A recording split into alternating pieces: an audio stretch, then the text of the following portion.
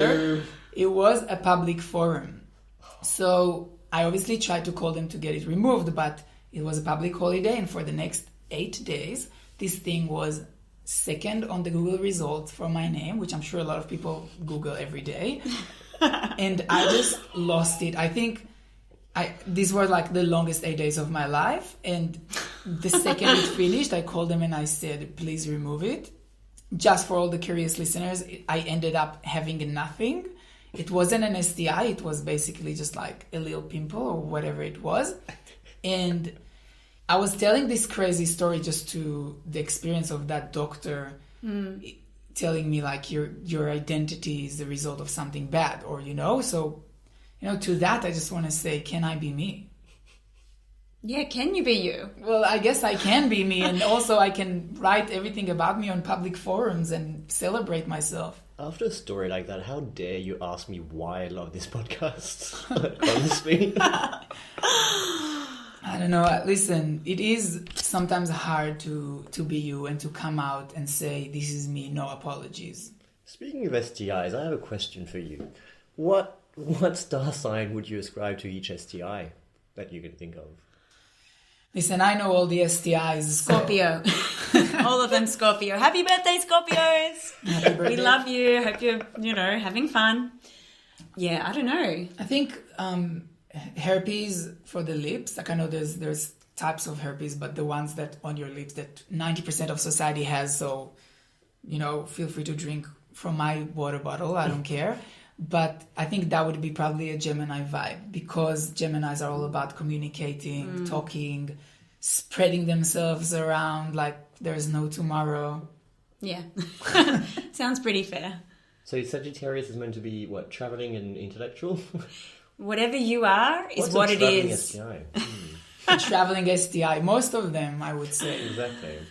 But Sagittarians known also to be in your face and very blunt. So I think something with symptoms that are like maybe the one you get yellow. Pubic lice? I was thinking pus. Pus, yeah. Pubic lice, I feel like is more of like a Cancerian, like killing you slowly and eating you up. I think the main thing to take from this, we're not going to go through all the star signs and the correlation that we can, maybe in the show notes when we have time. But look, get checked, get treated. Most things are treatable and it's all fine. And oh, yeah. And you also, they're like Pokemon's STIs. You've got to catch them all. Yeah. Definitely. One of my other memories of feeling questioned about my identity that is obviously related to being gay, because what is a gay man without a relationship with Britney Spears? I don't want to be self-hating or putting all the gay men in a box. So if you're a gay man and you don't like Britney, then you're basically you're not gay. No, I'm joking. Then you're just... Again with the erasure. I'm joking. The erasure. I'm joking. You can like Mariah, you can like Madonna, you can like other people. No, I'm definitely joking. There's a lot of different types of gay people and queer people and everyone. But what can I say? I'm a simple guy. I'm just a gay guy that liked Britney. And in my defense, I did like her since I was 8, like since when she came out. And I remember being in a youth movement and being literally 10. And my leader from that youth movement, I was 10 and she was 15, which to me was like the oldest person in the world and the one I looked up to the most. And one day she took me to her house and she was like, I just want to tell you that when you grow up, you won't like Britney anymore. And it's, when you're mature, you won't have that, because I used to like the Backstreet Boys. And she took out this little box from under her bed and showed me all of her CDs and cassettes, and she's like, now I'm old and I don't care about it anymore, and it will be time for you also to mature. Oh my gosh, that's like telling a child that like the tooth fairy doesn't exist or Santa Claus is a creep. Wrong. And I was like, I don't care if the tooth fairy doesn't exist. I just want Britney to exist. That's all I care about. And I am 30 now, and I can see that she was completely wrong. I just want to find her and just text her like, it's Britney, bitch. It's like, I might have a very upsetting story to tell you. Like, it's upset me, and I love Britney, as most people do, but like not probably as much as you do. I also tutor here at the University of Melbourne. Shout out to this terrible, terrible place. and I'm teaching some communication studies, whatever's. I had to teach my students about celebrity cultures, and I tried to tell them about Chris Crocker, who was the Leave Britney Alone guy, and how he reinvented himself after that and became a porn star, a non-binary person, and then I don't know, many things to say about Chris Crocker. I love Chris Crocker so much, but I talked to them about Chris Crocker, and they all looked at me with dead fish eyes for a bit, and it was like, okay, Chris Crocker, Leave Britney Alone, no. So I then showed them the video, and the first response I got was, "So what's a Britney?" What's a Britney? That's fucked up. I wish you could see Itai's face right Oh now. my god! And I'm shocked. I honestly think this is the most offensive thing I've ever heard in my What life. is happening to higher education? They were all born past 2000. It's not an excuse. What's a Britney? Also, it's a name, so the proper question would be, who is Britney? It's not like you It's not used grammatically Okay. correct. To be fair, they're mostly international students in that particular tutor. I actually don't think I'm also an international person. I'm sorry. What's even an international person? Well, now you're erasing international students sorry, and their identity. Can they just be them? Can they be them? They sure are them. But I feel like especially Britney is someone that also I'm sure asked a lot of the times, can I be me, being persecuted by the media and international students all over the world?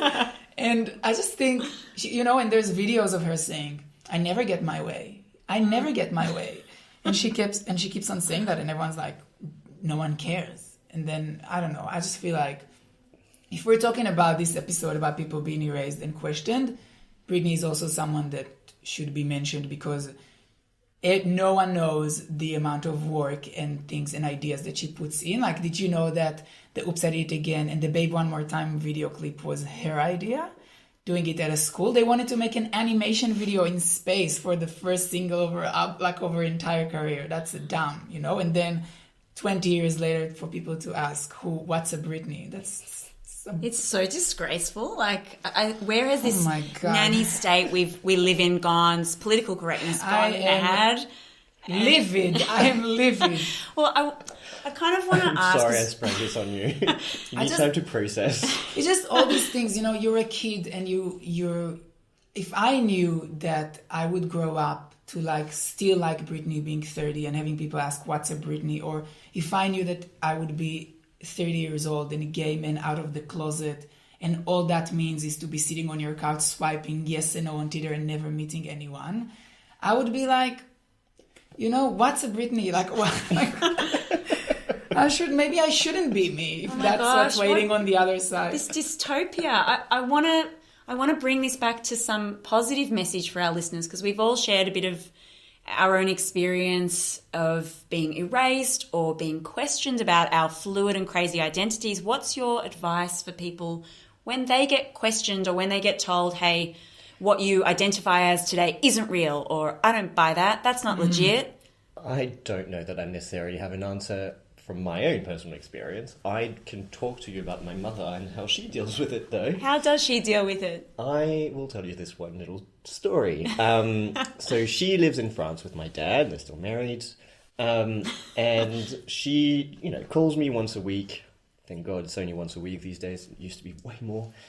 And she just really wants to talk at me. Would be more accurate. Live through you. Exactly. And so eventually, once she's gone through literally every question that she can ask me, she'll just describe her day in excruciating detail just to keep the conversation going. So there was one of these instances where she told me, oh yeah, and today I went to the gynecologist and had a pap smear. Right? So I'm on the phone to her. I'm just like, cool, I guess, thanks. She's like, do you know what a pap smear is? I'm like, oh God. So by this stage of the conversation, I'm just answering in monosyllabic answers because I just want this conversation to be over. So I'm just like, nope, what is it? She's like, well, they shove a metal rod up your vagina and they scratch your cervix and it hurts like hell. So since then I've heard that maybe a pap smear might not quite be that. But anyway, meanwhile, while she said that, I heard my dad in the background, like back in France on the other side of the phone say, no, it doesn't hurt. There was silence.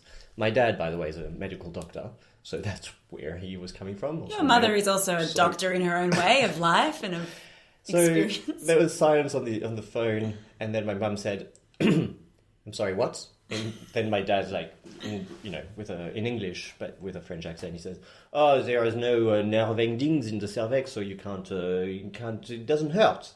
She's like, "Max, I think your dad just told me what I can and cannot feel in my own vagina." Bad. Exactly. And then I was so glad not to be in that room. She said, "How dare you?" Exploded on the phone, and then came back to me and said, "I'm sorry, where was I? Look, Jean-Pierre, my dad, you need to shut up. I'm sick of men right now. I'm talking to your son. Anyway, Max, I'm done here." And just hang up the phone.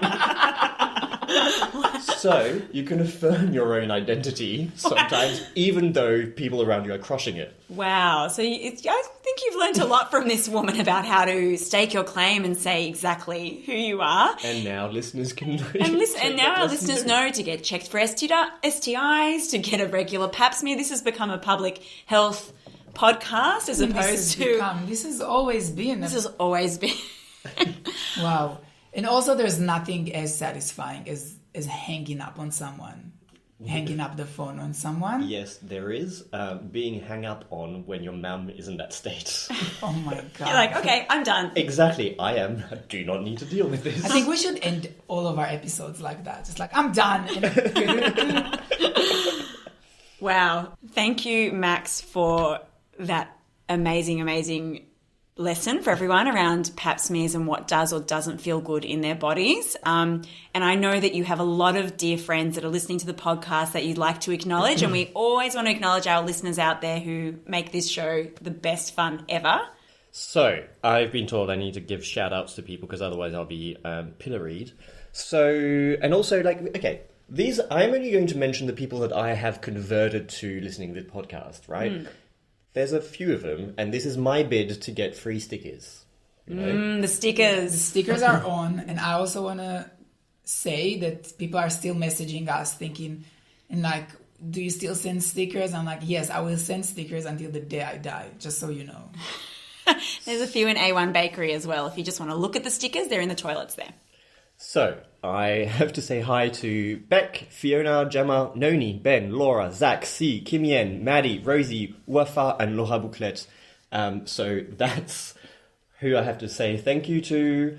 And we also want to say thank you to him. Beck and Gemma and Noni and Ben and Laura Bouclette and Wafa and Rosie and Maddie and Kim Yen and all of we love guys, you. we love you. And I want to also hijack the end of the episode just very quickly to say I a call to want arms. to send it out there to the listeners of Astrology Roast.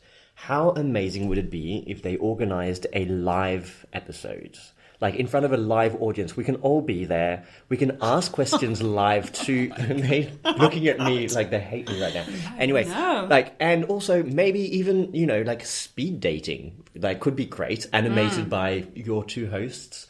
No names, just your astrological sign or whatever astrological sign you identify with on that day. What will I be that day? Will I be Sagittarian or will I be Gemini? I guess you'll have to wait until that day. Exactly. Oh my gosh, and I spray tan I'll have to get. There's a lot to organise. Anyway, if you agree with me, just Insta them. And Insta's for everything. Yeah, well, I didn't realise that we would end on us a call to arms for people to talk to us about having a live show, but I'm down. I'm into it. And we'll send out invitations soon. Max, Itai, it's been such a delight and a pleasure to talk about all things skeptics and public health and erasure of identity and culture and politics and your mother. I could talk for episodes upon episodes about your mother and what we can learn from her. So thank you so much to all of you out there and to Itai and Max for being here today. And thanks for listening to Astrology Roast.